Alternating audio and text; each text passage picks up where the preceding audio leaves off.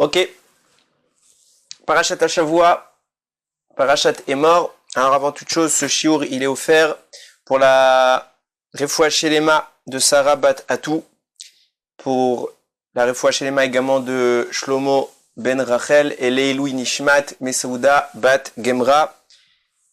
Qu'il n'y ait que des bonnes nouvelles Bezrat Hashem pour l'âme Israël. Alors Parashat Emor, bon, on va pas faire le résumé, on va passer directement au sujet puisque c'est un peu plus long. Alors bon, la paracha, dans la paracha, en tout cas la fin de la paracha, pour au moins en arriver au cheminement que je vais avoir, on parle évidemment des fêtes, des Chagim, et dans les fêtes on a donc Pessah qu'on vient de passer, on a Shavuot qui arrive à très grands pas, Bezrat Hashem, et entre les deux on a la période dans laquelle nous sommes actuellement, celle du Homer. Donc la mitzvah, Sfartem Lachem, Nimachorat Shabbat, donc depuis le lendemain de Shabbat, le Shabbat qu'on appelle ici, on parle de Pessah. Depuis le lendemain de Pessah, le deuxième jour de Pessah, vous compterez pour vous depuis Miyam Aviachem et Omer Atenufa, donc depuis le jour où vous amènerez le Homer, ok, Sheva, Shabbatot, Temimot, Tiena, il faudra compter, 7 semaines complètes. Ok, ça fait 7 fois 7, 49 jours, on arrive au 50e jour, le 50e jour n'est pas compté, et on en arrive à Shavuot. Alors on va pas parler exactement du compte du Homer, mais on va parler du jour qui est le plus parlant du Homer. On va parler en général. Il y a un jour qui culmine. Évidemment que je parle de Lag BaOmer, le 33e jour du Homer, qui est, je pense, la Iloula la plus célébrée dans le monde, toute mouvance. C'est pas que les Sfaradim, c'est pas que les Ashkenazim, c'est pas que les Chassidim, c'est pas tout le monde respecte cette Iloula puisqu'elle est bien antérieure à ces mouvances. Mais on parle évidemment de Rabbi Shimon Bar Yochai, dont on célèbre la Iloula ce jour-là, qui est cet immense personnage de la Torah orale, qui va nous révéler le Zohar, qui va bouleverser l'histoire du Ham Israël par les révélations qu'il va faire, tout l'aspect qu'on a aujourd'hui de la Kabbalah, c'est Bisrout Rabbi Shimon Bar Yochai, qui a eu un niveau de Torah qu'on a du mal à ne serait-ce qu'envisager, des dévoilements qui méritent évidemment qu'on lui fasse sa Iloula de cette manière. Donc Lag BaOmer, Lamed Gimel vers l'heure numérique 33, pour dire le 33e jour du Homer. Le 33e jour du Homer, c'est un jour, entre guillemets, de fête, parce que c'est la Iloula de Rabbi Shimon Bar Yochai. Même pour les Sfaradim qui attendent le lendemain pour se raser, on a déjà des autorisations pour écouter les musiques pour la Iloula. C'est un jour plein de lumière, on a les habitudes d'allumer des grands feux pour Rabbi Shimon Bar Yochai. Alors là, en bref, l'histoire de Rabbi Shimon Bar Yochai qui avait critiqué les Romains et qui a dû s'enfuir pendant 12 ans dans une grotte, lui et son fils. Alors au début c'était enfui dans un Beth Midrash, puis bon après il a été, je fais juste les grandes lignes parce que je veux juste parler d'un sujet sur Rabbi Shimon Bar Yochai. Donc il s'est enfui dans la grotte dans laquelle il n'avait rien à boire ni rien à manger. Akadosh Baruch Hu a fait le miracle de lui donner une source d'eau et de lui faire pousser du caroub pour qu'il mange de cette manière lui et son fils. Donc pendant 12 ans, sans interruption, ils vont creuser dans le sol pour cacher leur corps et ne pas abîmer leurs affaires, et toute la journée ils vont s'affairer à étudier sans arrêt, et ils sortaient de leur trou qu'ils avaient creusé juste pour les tfilotes qu'ils avaient besoin de faire. Ok, donc pendant ce temps-là, 12 années vont passer où Rabbi Shimon Bar Yochai ne va pas que faire étudier de la Gemara ou du Chumash, comme nous aujourd'hui on l'entendrait, il va atteindre les sphères les plus profondes de la Torah. C'est l'élève de Rabbi Akiva qui a été élu comme étant celui qui donnera la Torah cachée. Ce qu'on appelle la Torah cachée, ça veut dire que c'est une Torah qui existe, mais elle est cachée, personne ne la connaît. Personne ne la connaît. Je dis bien personne, dans le sens où bien évidemment des gens la connaissent, mais même ceux qui la connaissent ne la disent pas. C'est quelque chose de caché, c'est quelque chose qu'on l'enseigne vraiment de maître à élève, c'est pas des... Mais à la fin des temps, la nôtre, de mémoire c'est le Baal Shem Tov qui avait dit, un des signes de la Géoula, c'est que cette Torah cachée, elle deviendra accessible à tout le monde, et celui qui a ce mérite de nous l'avoir dévoilé, ce n'est pas Moshe, ce n'est pas Rabbi Akiva, qui sont représentés le premier comme étant le plus grand de la Torah orale, le maître de la Torah écrite, pardon, c'est Moshe Rabbeinu, le maître de la Torah orale, c'est Rabbi Akiva, le maître du Sod de la Kabbalah sera Rabbi Shimon Bar Yochai, il va dépasser. Donc pendant 12 ans, il va avoir des révélations des plus hautes sphères de la sainteté, et au bout des 12 ans, il ressort, et voyant, lui et son fils, voyant un homme qui est en train de travailler, ils vont dire quoi? Il y a des gens qui sont en train de travailler plutôt que de s'occuper de Torah ou mitzvot. Alors le regard de Rabbi Shimon Bar Yochai a brûlé la personne. Immédiatement, une voix est sortie du ciel, lui a dit, tu n'es pas sorti pour détruire mon monde, donc tu retournes dans ta grotte une 13e année. Et Rabbi Shimon Bar Yochai est sorti au bout de 13 ans à un niveau encore supérieur, et c'est écrit dans la Gemara, dans Masechet Shabbat. D'ailleurs, c'est intéressant, si je me trompe pas, c'est à la 33e page. Peut-être en rapport avec l'Akba Omer. En tout cas, c'est intéressant de le noter. Si je me trompe pas, hein, j'ai pas vérifié, mais je pense que c'est à la 33e page, que là-bas c'est écrit que quand il est sorti, son fils posait les yeux, et cette fois c'est lui qui brûlait les gens par son regard, mais Rabbi Shimon Bar Yochai, en posant également son regard, il arrivait à annuler l'aspect rigoureux de son fils, et au contraire, il arrivait à transformer la rigueur en miséricorde, et évidemment, les personnes n'étaient pas atteintes. Donc, je voulais parler de Rabbi Shimon Bar Yochai, puisque ça va bientôt être sa Iloula la semaine prochaine. L'Akba Omer arrive à grands pas. Les gens l'attendent pas que pour se raser, mais ils l'attendent surtout, espérons, pour Rabbi Shimon Bar Yochai. Vous savez que il y a tous les vendredis soirs, normalement, quand on rentre à la maison, on fait le kiddush, mais avant le kiddush, il y a des piyutim, il y a des chants qu'on chante, donc Shalom Aleichem, etc., et Shetraïl, et dans les piyutim, en tout cas qu'on chante pour le vendredi, on a l'habitude de chanter Bar Yochai. Bon, il y a tout un chant qui a été rédigé à l'honneur de Rabbi Shimon Bar Yochai, et quand vous lisez ce chant et que vous traduisez un peu, c'est l'histoire de sa vie, mais c'est très intéressant, parce que bon, on va pas le traduire maintenant, ce serait long, je veux juste parler d'une phrase de ce piyut, mais c'est très intéressant parce qu'on voit qu'il a atteint des sphères tellement hautes qu'on le compare à un Kohen Gadol. Tzitz Nezer à Kodesh, le tzitz, c'est ce que portait le Kohen Gadol. On dit que Rabbi Shimon Bar Yochai, il avait comme le tzitz, c'est la même chose. Shemen Mishrat Kodesh Nimshrat, que l'huile sainte de l'onction des Kohanim, il l'a comme si on lui avait mis, alors qu'il était même pas Kohen, il n'était pas de tout ça, mais il avait la Ma'ala, la dimension de l'élévation du Kohen Gadol. Et il y a une phrase que pendant des années, je me posais cette question, à chaque fois je disais, et j'en parlais avec ma Chavoda, j'ai dit, allez, tu sais quoi, cette année je ferai un devoir, faut absolument que je fasse un devoir Torah, Bezrat Hashem, sur cette phrase, elle est tellement forte, qu'il faut comprendre. On dit, Naase Adam, Ne'emar Bavuricha. Quant à Kadosh Baruch Hu, au moment de Bereshit, il a créé l'homme, il a dit, Naase Adam, faisons l'homme. Donc, alors, il y a plusieurs explications sur le pourquoi c'est un pluriel. Bon, l'explication la plus simple, c'est Akadosh Baruch Hu parle avec anava, avec humilité, il parle comme si c'est des gens l'aidaient, entre guillemets. Mais lui n'a pas besoin d'aide, c'est lui qui fait toute la création. Naase Adam, faisons l'homme. Et bien cette phrase-là qui a été dite au moment de la création du monde, à l'origine, Ne'emar Ba'avuricha, elle a été dite pour toi. Grâce à toi. Grâce à qui? On chante ça le vendredi. Grâce à toi, Rabbi Shimon Bar Yochai, Dieu a dit, faisons l'homme. Sans signifiance. Il n'y avait pas Rabbi Shimon Bar Yochai, Dieu n'aurait pas pu dire faisons l'homme. C'est grâce à toi qu'il a pu le dire. Qu'est-ce que ça signifie que c'est grâce à Rabbi Shimon Bar Yochai qu'on a pu dire des années? Bémet, je me posais la question de savoir qu'est-ce que ça signifie, quel est l'élément qui fait que lui, plus que tout autre homme, on a pu dire grâce à lui, Naase Adam, faisons l'homme. Alors on va réfléchir un petit peu ensemble sur ce sujet. Alors faut avoir à l'esprit, c'est pas anodin de savoir que il y a écrit comme ça. Chachamim y rapporte et le Chida le rapporte. J'ai amené le verset. Vous savez que dans le mot Bereshit, il a plusieurs explications. Le premier pasuk de la Torah qui donc ramène qui met les fondements. Bereshit bara Elokim et Hashamayim v'haaretz. Au commencement va traduire. Encore une fois, j'ai expliqué plusieurs fois que Bereshit c'est au commencement parce que c'est traduit de façon contextuelle. Mais au commencement, Hachem il a créé le ciel et la terre. Ok?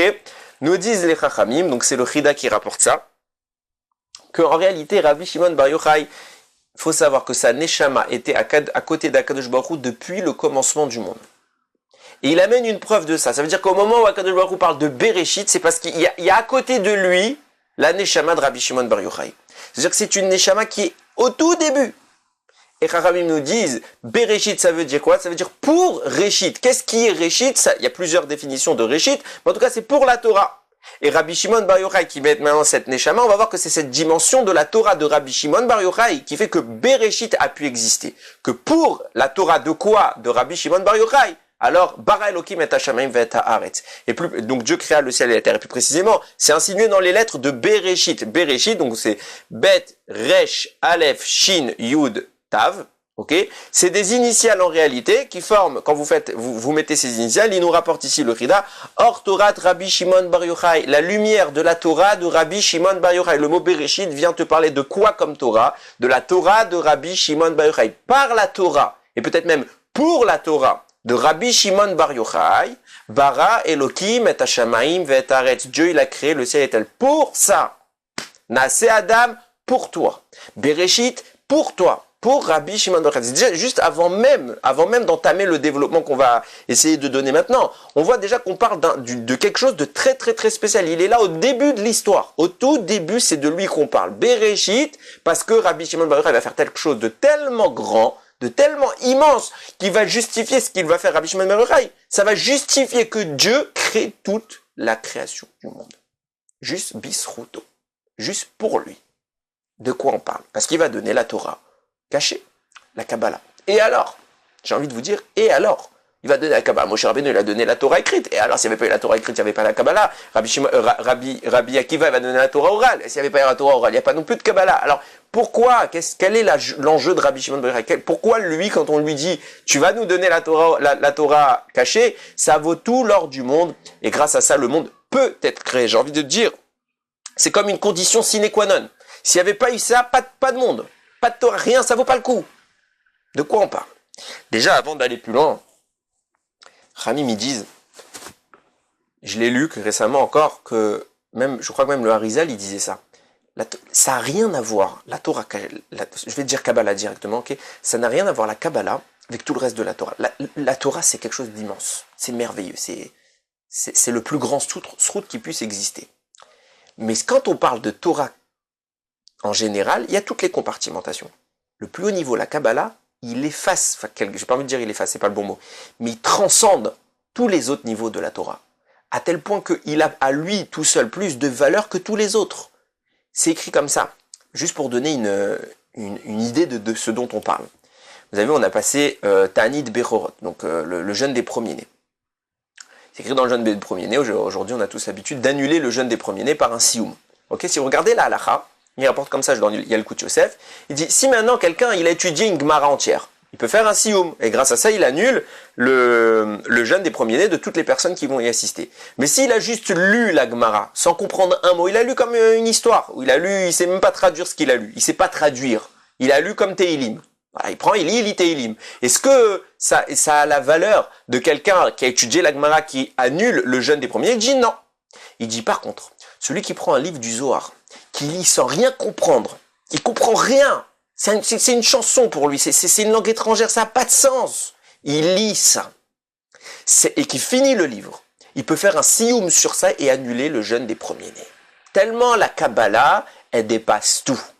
C'est sans commune mesure. Ce qu'a révélé Rabbi Shimon Bar Yochai, c'est sans commune mesure. Alors de quoi on parle?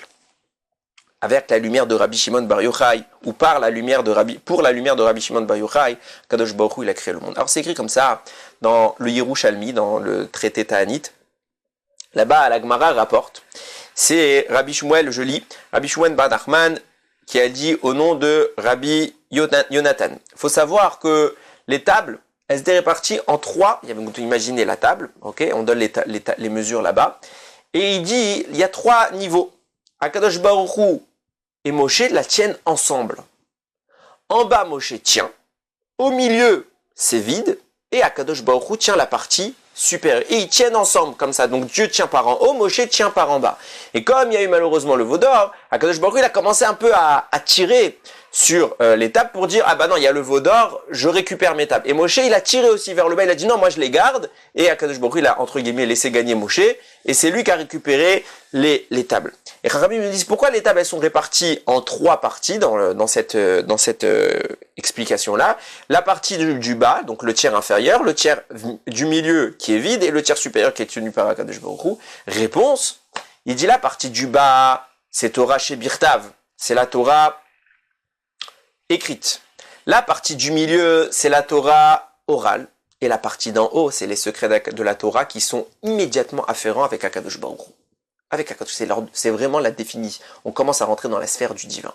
Et là, hein, on voit qu'il y a quelque chose de très très intéressant qui se produit. Parce que, évidemment, quand on a dit tout à l'heure que par la lumière de de la Torah de Rabbi Shimon Bar Yochai, Dieu a créé le monde. Il y a quelque part une évidence à ce propos. Parce que comme on parle de la Torah de Rabbi Shimon Bar Yochai, on parle évidemment de la Kabbalah. Qu'est-ce que c'est que la Kabbalah? C'est l'aspect spirituel de la Torah. Ça veut dire c'est une lumière qui n'est pas habillée sous une histoire, sous un texte, et c'est vraiment l'essence même de la Torah. Et à ce moment-là, donc la notion du pshat, de l'explication évidente, humaine, rationnelle, et j'ai envie de dire contextualisée par une histoire, puisqu'on voit que toute la Torah écrite est contextualisée. Il y a l'histoire de Adam, de Noach, de Avraham, Yitzhak, Yaakov, les 12 tribus, etc. Donc tout ça, c'est dessiné sous forme d'une histoire. Eh bien, évidemment que cette partie de la Torah, au moment où Dieu est à Bereshit, n'existe pas. Cette partie de la Torah, elle n'existe pas. Pourquoi? Parce que c'est la partie matérielle de la Torah. Or, il n'y a pas encore de matière. Puisqu'il n'y a pas de matière, cette partie n'existe pas. Elle ne peut pas parler d'une histoire. Elle ne s'est pas encore manifestée dans la sphère terrestre, puisque la sphère terrestre, elle n'existe pas. Donc la seule dimension qui est existante dans la Torah, c'est la sphère céleste, la Kabbalah. Donc quand Dieu, on dit, il y a écrit, Ramim nous rapporte, Istakel Beroaita Venivra Olam, il a regardé la Torah, il a créé le monde, il n'a pas regardé dans la Torah, il y a écrit, Avraham, il fait ci, ça, celle que nous on connaît, celle de l'histoire, celle qui, bien évidemment, contient tous les secrets, mais celle qui masque les secrets, j'ai envie de dire, parce que la Torah, dont nous disposons, c'est une histoire qui est le sommet de l'iceberg, mais en fait tout le reste est en dessous. Il faut décoder, il faut un peu se fatiguer l'esprit à trouver tout ce que la Torah cache. Mais cette première phase, cette première couche de Torah qui cache toutes les autres, celles que nous connaissons, elle n'existe pas encore. La seule qui existe, c'est celle d'une dimension parfaitement raffinée, parfaite tout court, qui est celle de Akadosh Baruch Hu, celle de la Kabbalah. Donc évidemment que quand Dieu Akadosh Baruch Hu, il va créer le monde, il peut n'utiliser, entre guillemets, que la Torah qui est existante à cette histoire, à cette période de l'histoire, à savoir celle de Rabbi Shimon Bar Yochai, que Rabbi Shimon Bar Yochai va dévoiler plus tard. Donc la Torah cachée, la Torah Tanistar, ok, la Kabbalah. Et il se passe quelque chose d'extrêmement intéressant, c'est que vous prenez cette Kabbalah qui est la source profonde, originelle et qui est de laquelle émane une lumière sans limite. Il faut maintenant qu'Akadosh Baruch Hu se mette à créer le monde. Donc il va utiliser cette Torah. Mais qu'est-ce que va faire cette Torah? Elle va donc s'agencer en fonction du monde. Et là, la Torah va entre guillemets se matérialiser. Il y a une matérialisation du divin. Le divin, la sphère divine, commence progressivement à descendre, à se restreindre, à se restreindre, à se restreindre, pour arriver à ce qu'aujourd'hui on a le globe terrestre, et donc toute la matière du cosmos, et donc arriver à une Torah, une expression du divin, complètement cachée dans le terrestre. C'est Dieu qui descend sur terre et qui passe incognito. Lors du don de la Torah, on voit que Akadosh Baruch Hu tient les tables et Moshe tient les tables. Akadosh Baruch Hu tient la Torah qui le concerne, celle de avant Bereshit, et Moshe tient la Torah qui nous concerne, celle de maintenant. Et on voit que les deux avancent ensemble. Si ce n'est que l'événement du Vaudor va faire qu'entre guillemets, il va y avoir une cisure. Mais les deux avancent ensemble. Comme si Akadosh Baruch Hu était en train de créer un pont. Un pont pourquoi? De même qu'Akadosh Baruch Hu a créé le monde en descendant la sphère divine dans la sphère terrestre, de même l'homme dorénavant doit remonter de cette sphère terrestre vers la sphère divine. Comment? Par le biais de la Torah. Les trois parties. On commence par le pshat, on enlève le pshat, on étudie le pshat, une fois qu'on l'a maîtrisé, on passe à la deuxième étape, et après on arrive au sod. On remonte d'étape en étape. Et c'est très intéressant de voir qu'il y a une dichotomie hyper cohérente entre ce qui est en train de se passer à Bereshit et ce qui est en train de se passer à Matan Torah. À savoir que, quand on parle de Bereshit, Rachamim, ils disent, Be'asara ma'amarot nivra olam. C'est écrit dans Pirkei Avot qu'avec Akadosh Baruch Hu, par 10 paroles, il a créé le monde. De même, il a donné sa Torah au travers des Aseret Adiberot. Donc, l'expression des 10 commandements. Si je devais traduire Asara ma'amarot, Aseret Adiberot, donc les 10 paroles créatrices et les 10 commandements, on traduit par 10 commandements, mais 10 berot, Asara 10 berot, c'est pas commandement, c'est 10 paroles. Dibour, c'est la parole. Ok? Mahamar aussi, c'est un dérivé du mot parole. En français, c'est vrai qu'on va pas vraiment noter de différence. En hébreu, Chachamim, du moins dans le Lashon HaKodesh, dans les psukim, il faut une différence marquée. Laquelle? Ils disent, quand tu trouves dans la Torah Vayomer, Hachem s'adresse, il dit Vayomer Hachem El Moshe. Ok? Quand il écrit Vayomer, donc Vayomer, c'est le même verbe que Ma'amar, hein, Asara Ma'amarot, les 10 paroles créatrices, le mot en conjugué pour dire il a parlé, c'est Vayomer. Rabbi me dit, quand tu vois écrit Vayomer, c'est qu'Akadosh Baruch Hu parle à Moshe de façon clémente, de façon miséricordieuse, de façon affectueuse, de façon douce. Par contre, quand Akadosh Baruch Hu dit pas Vayomer, il dit Vayedaber, donc là encore, il a parlé.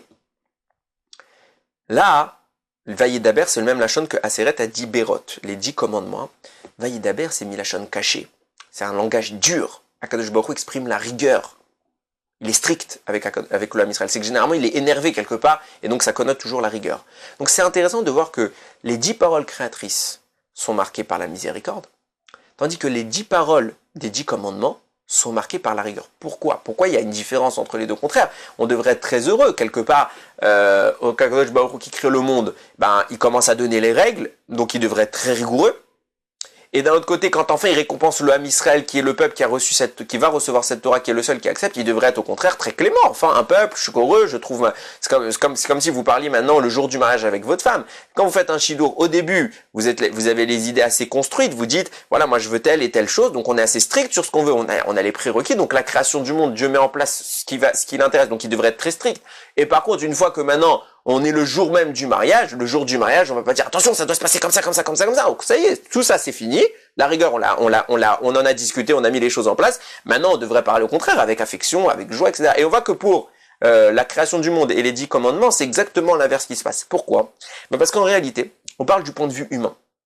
On parle du point de vue humain, ça veut dire quoi? Dieu crée le monde, c'est quelque chose de facile. Ok? Parce que l'homme fait rien. Je parle encore une fois du point de vue humain. Bon, rien n'est difficile pour Akadosh Baruch Hu, donc c'est forcément facile même pour lui. Mais du point de vue humain, c'est très facile. La création du monde, ça consiste à quoi? À rien faire. Donc on apparaît. C'est très facile. On reçoit tout. On est dans l'aspect du récepteur. Très facile. Par contre, le don des 10 commandements, qui demande cette fois à l'homme de travailler, on n'est plus dans un rapport du descendant de Akadosh Baruch Hu qui est en haut et qui commence à manifester une existence terrestre. On est dans un rapport ascendant. C'est l'homme qui doit maintenant, à partir de Matan Torah, remonter vers Akadosh Baruch Hu. Et la montée est toujours plus difficile que la descente. Donc c'est pour ça que, face au Yetzer Hara qui va s'opposer à nous, quand la Torah va être délivrée au Ham Israël, forcément les efforts, la sueur sera de mise, et Akadosh Baruch Hu parle avec un lachon caché, avec un discours qui est dur. Pourquoi un discours qui est dur? Parce que ça va être dur. C'est plus facile. À partir de maintenant, les choses difficiles commencent. Le vrai travail, il commence. Donc on est vraiment dans cette dichotomie. La montée est quelque chose de difficile. Et justement, il y a une question qu'on a déjà évoquée une fois dans Parashat Yitro. Je crois que c'était l'année dernière, où on explique là-bas, c'est Rav Friedman un peu qui rapporte ça. Et il ramène un Mefarech très connu, qui est le Nézer Israël, qui pose la question comment, au final, on nous explique depuis toujours que Akadosh Baruch Hu nous a donné la mission d'intervenir dans le monde, et que nous, maintenant, on peut, par nos actions, par nos mitzvot, interférer avec le ciel. Ça veut dire qu'on a le pouvoir de gérer ce qui va se passer dans le ciel. Notre action a un impact céleste. Et comment on peut comprendre que l'homme, qui finalement il est matériel, il peut avoir un impact spirituel? Alors, pour faire en bref, pour pas trop développer le sujet, il explique là-bas le Nézer Israël. On avait déjà évoqué, donc vraiment pour plus de détails, vous pouvez regarder ce shiur sur Parashat Yitro. Mais en attendant, on avait évoqué l'idée suivante. Akadosh Baruch Hu, c'est rapporté dans l'Yerushalmi, il respecte lui-même l'ensemble des mitzvot. Ok? C'est pour ça qu'on trouve dans Masechet Brachot à plusieurs reprises des attitudes où on a l'impression un peu de donner une allure humaine à Akadosh Baruch Hu, chas v'shalom. Mais on voit qu'Akadosh Baruch Hu a des tefilin, on voit qu'Akadosh Baruch Hu il fait une tefila, on voit qu'Akadosh Baruch Hu il fait les mitzvot. Donc il a un talit. Il y a une dimension de la mitzvah que Akadosh Baruch Hu pratique. Évidemment, quand je parle des tefilin d'Akadosh Baruch Hu, on va pas se mettre à imaginer une boîte noire avec des lanières et une boîte noire sur la tête avec un nœud derrière, etc. Bien qu'on le décrive comme ça, mais en tout cas, ce qu'on est en train ce dont les Chachamim sont en train de parler, c'est la dimension kabbalistique, j'ai envie de dire, de l'accomplissement de la mitzvah en question. C'est la dimension céleste, ce qui se passe là-haut, la lumière dont on parle. Nous, ce qu'on pratique, c'est la dimension terrestre, et il y a une dimension qui est largement supérieure, c'est la dimension de la mitzvah au niveau du ciel. Akadosh Baruch Hu, évidemment, ne pratique pas la mitzvah des tefilin en mettant des tefilin, mais il pratique la mitzvah au sommet du tefilin, c'est-à-dire l'accomplissement terrestre. Mais là, se pose un problème, c'est que si on dit que Akadosh Baruch Hu pratique les mitzvot, alors il doit les pratiquer dans toutes les dimensions des mitzvot, puisqu'il respecte toute sa Torah. Alors de même que nous devons arriver au Sod, donc à l'explication kabbalistique de la mitzvah, Akadosh Baruch Hu est, évidemment, pour en arriver, on commence par le Pshat, par l'explication terrestre, par la dimension humaine, et bien Akadosh Baruch Hu lui-même qui pratique le sod, lui, je vous expliquais, dans son instruction, lui, dans la relation descendante, c'est nous qui sommes dans la relation ascendante. Donc lui, il a le sod, mais il y a quelque chose qu'il ne peut pas faire, entre guillemets, qu'il ne peut pas faire. Il y a bien une dimension de la Torah qui est distante d'Akadosh Baruch Hu, c'est laquelle? C'est le pshat, à savoir l'aspect matériel de la mitzvah. Prendre une boîte noire de tefillin, avec des parachutes écrites à la main, avec une lanière et la poser sur un bras fait de chair et de sang, nous pouvons le faire, et entre guillemets, Dieu ne peut pas le faire. Pourquoi? Parce que Dieu, il n'a pas un bras humain, il a un bras divin. La mitzvah des tefillin d'Akadosh Baruch Hu n'a rien à voir avec la mitzvah des tefillin que nous pratiquons. Donc il y a une dimension de la Torah que Akadosh Baruch Hu, qui échappe à Akadosh Baruch Hu, il n'a pas accès, tout simplement. Alors qu'est-ce qu'a fait Akadosh Baruch Hu?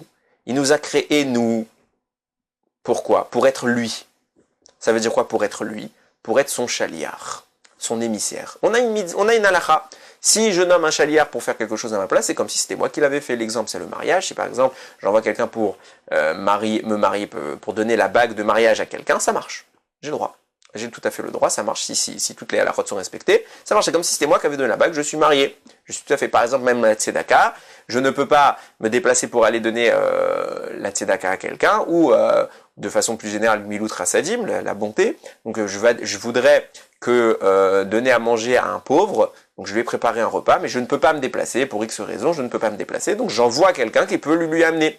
Donc lui, il va envoyer un mitzvah, qui lui donne à manger au final? C'est le monsieur que j'ai envoyé, c'est pas moi. Moi j'ai conçu le repas, mais je ne lui ai pas donné. Réponse, non, parce que comme je l'ai nommé chaliar, il est devenu moi. Donc Akadosh Baruch Hu nous a créés dans une dimension dans laquelle nous pouvons accomplir les mitzvot matériellement. Et en accomplissant les mitzvot matériellement en son nom, c'est lui qui accomplit les mitzvot à travers nous. Et on est bien exactement dans ce que j'étais en train d'expliquer. D'une part, vis-à-vis d'Akadosh Baruch Hu, on est dans une relation descendante, donc Akadosh Baruch Hu se manifeste au travers de nous. Et de l'autre part, dans notre rapport, nous, d'être humain, nous sommes dans une relation ascendante, et c'est ça qui est difficile, parce que tout dépend de nous. On est dans la relation ascendante, et qui est complexe, on remonte vers Akadosh Baruch Hu. Quand nous pratiquons à l'état neutre, Akadosh Baruch Hu ne fait pas la mitzvah. Et nous ne faisons pas de mitzvah, nous sommes rien. Nous sommes distingués l'un de l'autre, entre guillemets. Lorsque j'agis, je fais descendre Akadosh Baruch Hu en moi, pour que lui agisse avec moi. Mais comme il est en moi, entre guillemets, comme il est moi, et ben moi j'agis aussi à son niveau, et je monte au sien. Donc j'exprime toute la dimension, c'est un ascenseur. La pratique de la mitzvah est un véritable ascenseur. Donc c'est la raison pour laquelle Akadosh Baruch Hu nous a, entre guillemets, créés, pour que justement nous puissions accomplir ces mitzvahs. Donc on voit qu'il y a un vrai pont. Quand Akadosh Baruch Hu donne la Torah à Moshe Rabbeinu, c'est pas un simple vecteur de bonne conduite. C'est pas un code de règles. C'est réellement un lien qui va réunir les deux mondes, notre monde avec celui d'Akadosh Baruch Hu.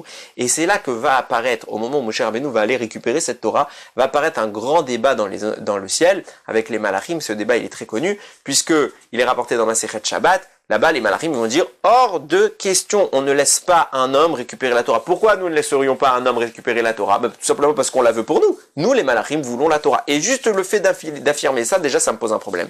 Ça veut dire quoi que les malachim veulent la Torah? Ça veut dire qu'ils l'ont pas.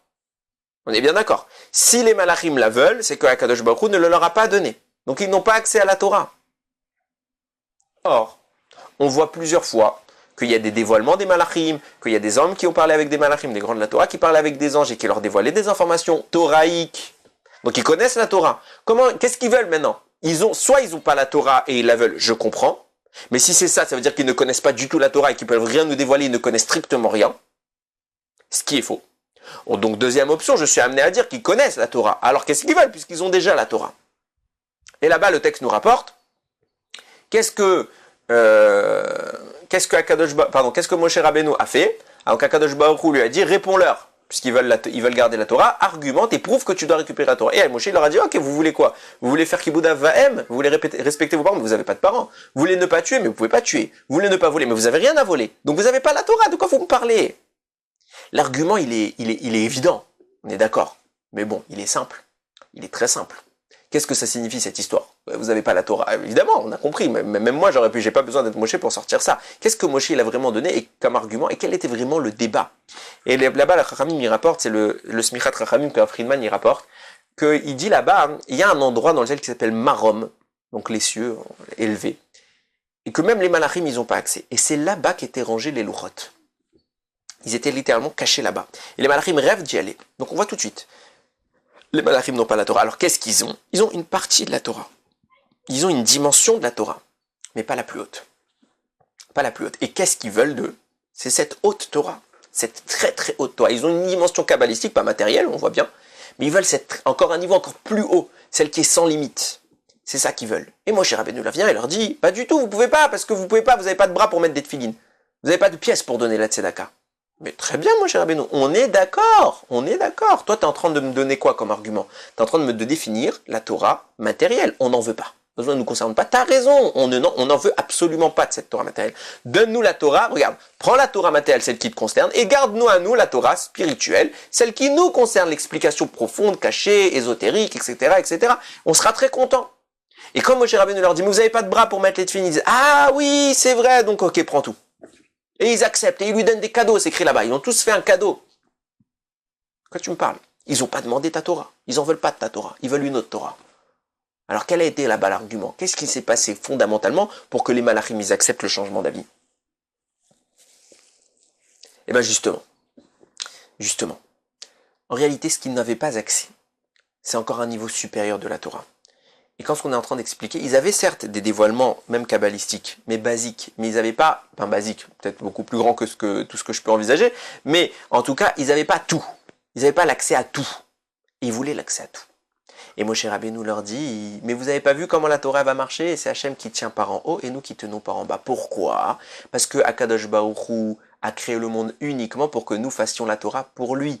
Et dans ce rapport que nous avons d'un double ascenseur, un qui descend, un qui monte, ça nous permet à nous, ça permet à Akadosh Baruch Hu de compléter sa Torah, et en complétant sa Torah, lui il descend, et nous montons. Entre guillemets, attention, descend, chas v'shalom, de dire qu'Akadosh Baruch Hu descend, hein. Mais c'est juste pour donner l'image de ce que j'essaye d'exprimer. Dieu a accompli la dernière dimension de la Torah. Et en nous permettant cela, nous montons au plus haut niveau, celle qui est cachée, et que même vous n'avez pas accès. Et le moyen pour accomplir ça, c'est parce que cette dimension de la Torah, c'est Hachem lui-même.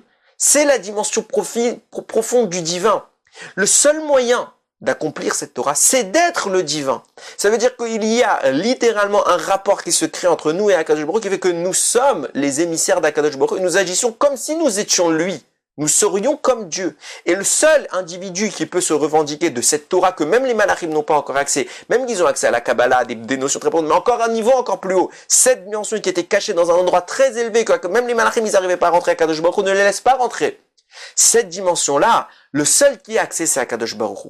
Mais comme Akadosh Baruch Hu, entre guillemets, il a fait un pont entre nous et lui, qu'il se manifeste en nous et nous permet donc de nous manifester en lui, ça signifie que nous aussi, puisque nous sommes comme lui quelque part, alors nous avons accès à la Torah que lui a accès. Et les malachim ne peuvent pas. Et ça, le seul argument qu'il pouvait donner Moshe Rabbeinu, c'était l'aspect matériel de la Torah. Pourquoi? Parce que toute la raison de l'efficacité de cet ascenseur, c'est le fait que nous sommes les envoyés d'Akadosh Baruch Hu pour accomplir la dimension humaine. Si nous n'étions pas ces envoyés, nous ne serions pas lui. Et donc nous ne pourrions pas monter comme lui. Même si on ne peut jamais atteindre Akadosh Baruch Hu, mais du moins avoir l'aspect de l'infini monter sans cesse. Alors que les malachim qui n'ont pas l'aspect humain ne peuvent pas s'adjoindre à Akadosh Baruch Hu, ne peuvent pas être ses émissaires pour accomplir les mitzvot matériels. Et puisque Akadosh Baruch Hu ne descend pas à leur niveau, alors ils ne peuvent pas monter au sien. Et donc Moshe il avait un vrai argument. Et là les malachim lui ont dit on te fait des cadeaux, on accepte. Mais il y avait un autre problème. Ce que j'explique depuis le début. Qu'Akadosh Baruch Hu descende. Qu'Akadosh Baruch Hu crée ce monde matériel. C'est facile, c'est lui qui le fait. Que nous montions à son niveau, c'est impensable. C'est impensable. C'est inhumain. C'est tellement difficile. C'est tellement complexe. Que viennent les malachim dire, combien arriveront au secret des secrets, des secrets, des secrets? Personne. Allez, une poignée d'hommes. Quelques-uns par génération, 2, 3, 4. Super. Tu vas faire le don de la Torah à des hommes pour qu'ils arrivent plus haut que nous. On ne pourra pas monter aussi haut qu'eux. Ils vont arriver plus haut que nous. Mais tu vas leur faire un don de la Torah pour que seulement quelques-uns y arrivent. Ce n'est pas plus intéressant de nous la donner à nous. Et certes, on ne montera pas jusqu'en haut. Mais tout le monde montera infiniment plus que les hommes. On sera infiniment plus qu'eux à monter. Ça vaut beaucoup plus le coup de nous la donner à nous qu'à eux. Et ils ont raison. Combien peuvent y arriver? Des Moshe Rabbeinu, on en a dans toutes les générations, on en a un ou deux. Combien peuvent arriver à maîtriser le Yetzer Hara et vraiment monter? Quelques-uns. Ils ont raison les Malachim. À un détail près qui s'appelle Rabbi Shimon Bar Yochai. Rabbi Shimon Bar Yochai va nous changer. Qu'est-ce qui va changer? Il va nous donner le Zohar à tout le monde. Ça veut dire qu'en réalité, s'il n'y avait pas eu Rabbi Shimon Bar Yochai, l'aspect divin de la Torah, on n'y aurait pas pu y accéder. Et il se passerait quoi? Cet échange, cet ascenseur entre nous et Akadosh Baruch Hu, aurait été malmené par ce que disent les anges. En effet, Dieu pourrait descendre jusqu'en bas, mais nous ne pourrions pas monter jusqu'en haut. Il n'y aurait rien à gagner pour Akadosh Baruch Hu, parce que puisque nous ne pourrions pas monter jusqu'en haut, nous ne pouvons pas être ses émissaires. Pourquoi? Parce qu'il y a une halakha, il y a un principe qu'il faut que l'émissaire, il soit au même niveau que moi. Si maintenant, j'envoie mon enfant, moi je suis bar mitzvah, j'envoie mon enfant, qui n'est pas bar mitzvah, faire une mitzvah à ma place. L'enfant n'a pas la mitzvah. Est-ce qu'il peut m'envoyer faire la mitzvah en tant qu'émissaire à ma place? Non, puisque ça ne le concerne pas. Il ne peut pas accomplir en mon nom. Puisque nous-mêmes n'aurions pas été capables de monter jusqu'en haut, tout en haut de la Torah, comme Akadosh Baruch Hu, comme, entre guillemets, mais dans l'idée, ok? Donc nous n'aurions jamais pu être ses émissaires. Et puisque nous ne pouvions pas être ses émissaires, nous ne valions pas d'être créés. Toute la raison de la création, c'est que nous soyons les émissaires et qui pouvons être ses émissaires techniquement. Mais si nous ne pouvons pas être ses émissaires, on ne vaut pas la peine d'être créé. Aucune raison ne justifie l'homme. Aucune raison. Et les malachim auraient raison. C'est vrai que dans l'histoire, il y en aurait eu quelques-uns qui auraient réussi. Un ou deux, par génération. Mais tous les autres ne valent pas la peine d'être créés. Et pour 2-3, tu vas créer le monde. C'est vrai. Mais vient un homme qui s'appelle Rabbi Shimon Bar Yochai, qui va pas seulement trouver ses secrets, mais qui va nous les dévoiler à tous, de sorte que quiconque veut, peut. Quiconque veut étudier la Torah cachée, peut. À condition évidemment de passer par les étapes requises. On ne fait pas des intégrales avant d'avoir pris à faire des additions. Donc on monte. Mais on commence par les débuts, puis après on monte dans la Torah. Mais une fois qu'on monte, on peut monter en haut. Tout en haut. Grâce à qui? Grâce à Rabbi Shimon Bar Yochai, que depuis, et c'est pour ça qu'Akadosh Baruch Hu, depuis le début de la création, il a pris une neshama, il l'a mis à côté de lui. En créant, il a dit, il y a Rabbi Shimon Bar Yochai. Pourquoi? Parce que sans cette neshama-là, Naaseh Adam, faisons l'homme, n'a pas de raison d'être dite. Dieu ne peut pas créer l'homme. Quel est l'unique vecteur qui justifie que tout le système marche? Parce que le seul problème, c'était pas le pshat. L'explication simple, elle ne posait pas de problème. Bien sûr qu'on maîtrise le pshat. C'était pas ni la Torah écrite ni la Torah. Bien sûr qu'on maîtrise ces deux dimensions de la Torah. On est en mesure, un humain il peut. Mais la dimension divine, un humain ne peut pas. Un humain ne peut pas. Et s'il n'y a pas la dimension divine, il n'y a pas cette réciprocité entre nous et Akadosh Baruch qui nous permettons d'être les envoyés d'Akadosh Baruch. Et si nous ne pouvons pas l'être, alors il n'y a pas de création. Il n'y a pas Naaseh Adam. Et vient Akadosh Baruch, il dit hop. Il y a une neshama qui va justifier tout. Il y a une neshama qui va justifier tout. C'est qui? C'est Rabbi Shimon Bar Yochai.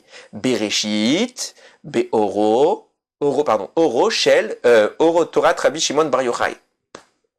Oro Torah Rabbi Shimon Bar Yochai. Bereshit, c'est la lumière de la Torah de Rabbi Shimon Bar Yochai. Grâce à cette lumière-là, toute la création est justifiée. Sans cette lumière-là, la seule qui posait un vrai problème, c'était cette lumière-là. Justement, les malachim avaient raison. Sans cette Torah, alors Akadosh Baruch, enfin, du moins sans le niveau que Rabbi Shimon Bar Yochai va nous dévoiler, alors il nous manquerait un élément pour être, entre guillemets, le mot idéal, voilà, compatible, pour être compatible avec la mission qu'Akadosh Baruch Hu il a fixée au Ham Israël, avec la mission de l'homme, avec la raison même de la création du monde. Sans cette Torah que Rabbi Shimon Bar Yochai il va nous dévoiler, Naaseh Adam n'existe pas, créons l'homme n'a plus de raison d'être. C'est Bisrout Rabbi Shimon Bar Yochai. C'est dire qui était ce personnage, c'est dire quel a été l'impact qu'il va avoir sur l'origine même du monde. Sur toute l'œuvre d'Akadosh Baruch Hu, c'est le vecteur de la compatibilité entre le ciel et la terre. Alors évidemment que cette Iloula, elle est marquée peut-être plus que toutes les autres du calendrier. Cette Iloula, elle a un impact dans le judaïsme, elle a un rapport avec nous qui est plus marqué, plus fort. On allume des feux pour montrer combien cette Iloula, elle est importante. Pourquoi cette Neshama de Rabbi Shimon Bar Yochai, elle a un impact dans le monde, elle a justifié l'œuvre de Akadosh Baruch Hu. C'est pour dire combien à ce moment-là, nous on est joyeux. Et c'est pour ça qu'on peut briser le deuil du Homer, c'est grâce à ça. que l'épidémie qui avait frappé les élèves de de Rabbi Akiva va cesser, parce que cette Torah elle est tellement grande qu'elle a justifié l'homme. Et si l'homme est justifié, alors il vaut la peine de vivre, il vaut la peine d'exister et on ne peut plus le tuer. Quand il y a Rabbi Shimon Bar Yochai, on vaut la peine d'exister. Tout vient de là. Alors, dit Ratson qu'avec le srout qu'il a eu Rabbi Shimon Bar Yochai, nous aussi notre épidémie, elle cesse. Mais, et surtout, Rami nous disent que la Torah qui nous a dévoilé, c'est elle le vrai remède. Alors, peut-être que nous ne sommes clairement, enfin, c'est pas peut-être, nous sommes clairement pas au niveau de Rabbi Shimon Bar Yochai. Nous sommes peut-être même clairement pas en mesure de comprendre les prémices de ce qu'il a écrit, mais étudions-les quand même, sans les comprendre. Au moins, le jour de Saïloula, lisons un peu de doucha qui vibrait, qui émanait de cet homme. Et, à l'image d'un remède, donc on comprend absolument pas la recette, on comprend absolument pas le mécanisme qui fait qu'il est efficace, mais cela n'enlève absolument rien à son efficacité. Et bien pareil, sa Torah sera l'efficacité qui nous manque, sera sans doute le remède qui nous manque. Alors Yeratzan Kakadosh Baruch Hu, il nous guérisse très très vite de tous nos maux, que par le srout de Rabbi Shimon Bar Yochai, par le srout de la Torah de Rabbi Shimon Bar Yochai, par le srout qu'il a donné à créer le monde, à participer à une justification de ce monde, par ce srout-là, que nous aussi on soyons en mesure de monter au plus haut niveau de la Torah, au plus haut niveau de la compréhension, et que nous aussi, par nos yeux, nous puissions voir cette lumière qui est celle du Zohar, que nous puissions voir la lumière d'Akadosh Baruch Hu, et que de nos yeux, Akadosh Baruch Hu nous puisse nous faire voir son retour sur terre. C'est de même que nous montons, eh ben, nous pourrons le faire également descendre. C'est peut-être exactement ce qui nous manque. Comme nous montons pas assez haut, alors nous ne pouvons pas le faire descendre assez bas. Et c'est ce qui manque peut-être au retour du Beth Amikdash. Alors, Yeratzon Kakadosh Baruch Hu revienne parmi nous avec le Beth Amikdash et que nous ayons l'élan de monter assez haut pour qu'il puisse, entre guillemets, descendre assez bas, qu'il puisse venir à notre portée et nous ramener le Mashiach Bimera B'Yemenu, Baruch Adonai Leolam. Amen ve Amen.